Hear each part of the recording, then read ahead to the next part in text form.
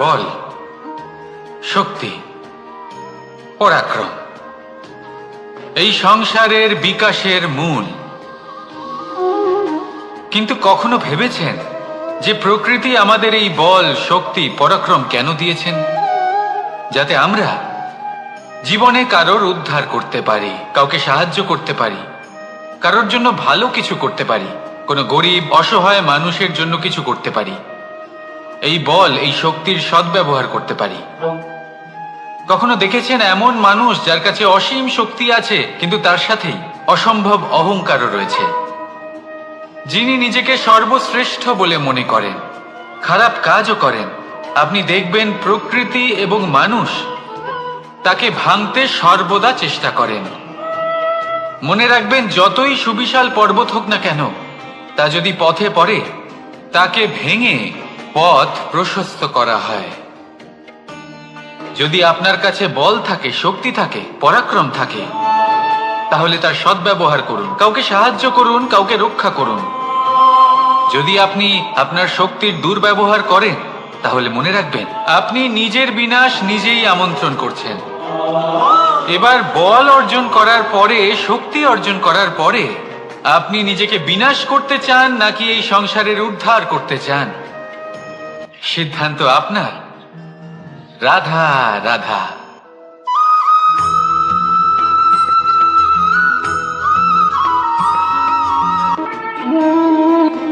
সময়, এই সময় আসলে কি?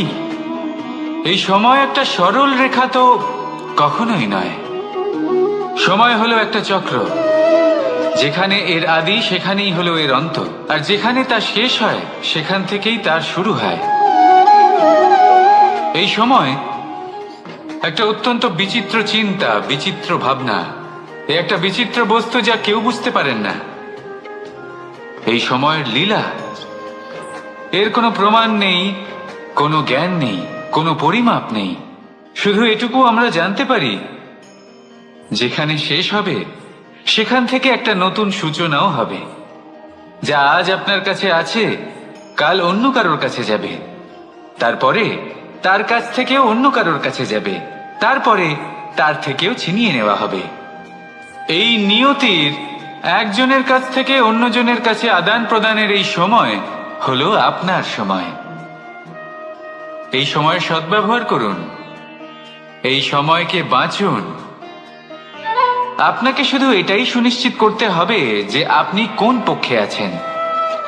আর সত্যি বলতে কি, আপনার জীবনের পরিণাম নির্ভর করে আপনার নির্বাচনের ওপর। আপনি কোন পক্ষ নির্বাচন করছেন? তাহলে মনে রাখবেন, জীবনে সেই পক্ষই নির্বাচন করবেন যা চয়ন করার পরে আপনি সুখ অনুভব করবেন, আপনি সন্তোষ লাভ করবেন, প্রসন্নতা লাভ করবেন। আর আমি এটাই সুনিশ্চিত করব যে এই পক্ষ যেন শান্তির পক্ষ হয়, এই পক্ষই যেন প্রেমের পক্ষ হয়। তাহলে চিন্তা করবেন না, আর আসুন আমার সাথে ভালোবেসে বলুন, রাধা রাধা।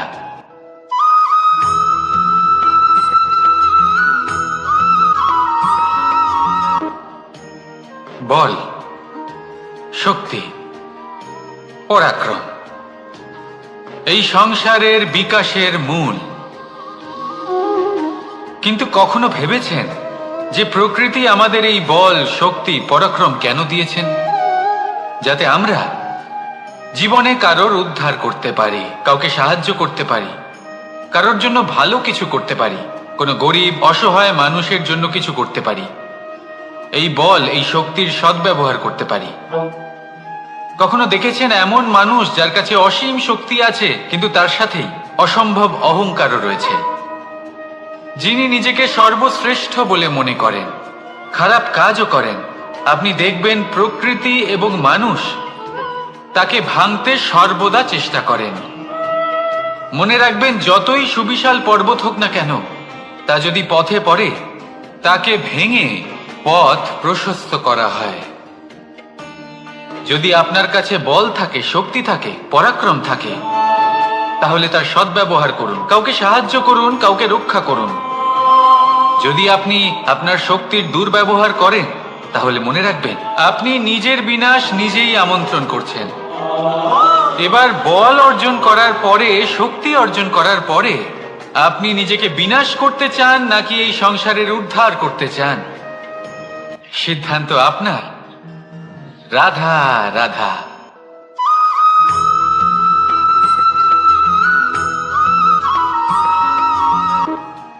দৃষ্টি আর দৃষ্টিভঙ্গি, এই সমগ্র লীলা হলো এই দুইয়ের। বিচিত্র হতে পারে কিন্তু এটাই সত্যি। এবার আপনাকে একটা উদাহরণ দিয়ে বোঝাই। অনেক সময় আপনি কোনো ব্যক্তিকে এটা বলতে শুনবেন যে আমি আমার নিজের উপরে গর্ব করি, আমি নিজেকে নিয়ে গর্ব করি, আমি খুব ভালোভাবে আমার মা বাবার সেবা করি, ওনাদের আমি সবসময় সুখী রাখি, ওনাদের আমি একটা বাড়ি দিয়েছি, সকল সুখ সুবিধা দিয়েছি, ওনাদের জীবনে প্রত্যেক জিনিস দিয়েছি আর দেব যা তাদের প্রয়োজন। এবার আমাকে বলুন যে আপনি কে হন? আপনি হলেন সেই বীজ যা আপনার মাতা পিতা রোপণ করেছেন। আপনার মা বাবাই আপনাকে এই সংসারে জন্ম দিয়েছেন। এবার এইসব কথার কি তাৎপর্য? এই হলো সেই ব্যক্তির দৃষ্টিভঙ্গি। এবার দেখা যাক এই প্রকৃতি আমাদের কি শেখায়। কখনো কোনো গাছকে দেখবেন, যখন সেই গাছে ফল আসে, সে মালিকে এটা বলে না যে দেখো আমি তোমাকে ফল খেতে দিচ্ছি। সেই বৃক্ষ এটা বলে না যে দেখো আমি তোমায় আহার করতে দিচ্ছি, কারণ ও জানে যে এটা হলো সেই মালির পরিশ্রম, এটা হলো তারই কর্মের ফল আর এটা তারই পাওয়া উচিত। সে বলে যে তোমার জিনিস তোমাকেই অর্পণ করলাম, এ আমার জিনিস নয়। ও জানে সেই মালির গুরুত্ব আসলে কি।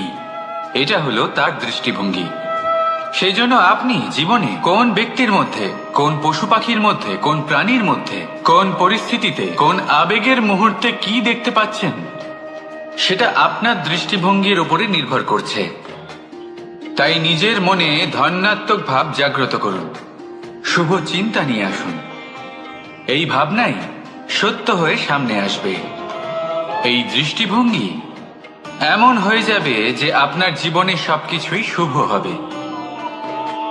তাহলে আসুন আর আমার সাথে ভালোবেসে বলুন, রাধা রাধা।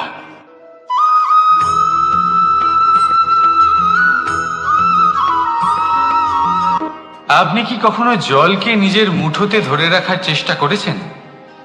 চলুন আজ করা যাক।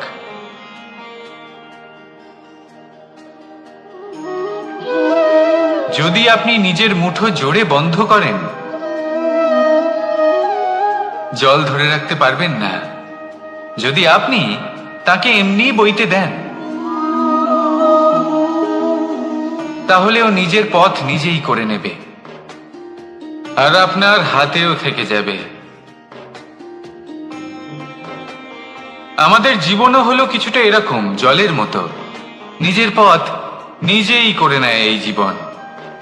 প্রত্যেক সমস্যার সমাধান নিজেই করে নেয় এই জীবন। তাই জীবনে যখন কোনো পরিস্থিতি আমাদের প্রতিকূল হয়ে থাকে, কিছুই হয়তো আমরা বুঝতে পারছি না, কিছুই যখন বসে থাকে না, তখন আমরা হতাশ হয়ে পড়ি, নিরাশ হয়ে পড়ি। আর এটাই করা উচিত নয়। শান্ত মনে দেখতে হবে যে এই জীবনে আসলে কি ঘটে চলেছে। কষ্ট সবাই ভোগ করেন। কষ্ট পেলে কেউ রেগে যান, রেগে গিয়ে পরাক্রম দেখান। এটাই তো করা উচিত নয়। শান্ত মনে সেটাই করতে হবে যা জীবন আমাদের শেখাতে চাইছে। জীবন আমাদের সব শিখিয়ে দেবে, শুধু মনে রাখবেন কখন প্রয়াস করতে হবে আর কখন আমাদের প্রতীক্ষা করতে হবে, সেটা আগে আপনাকে বুঝতে হবে। তাহলে আসুন আমার সাথে ভালোবেসে বলুন, রাধা রাধা।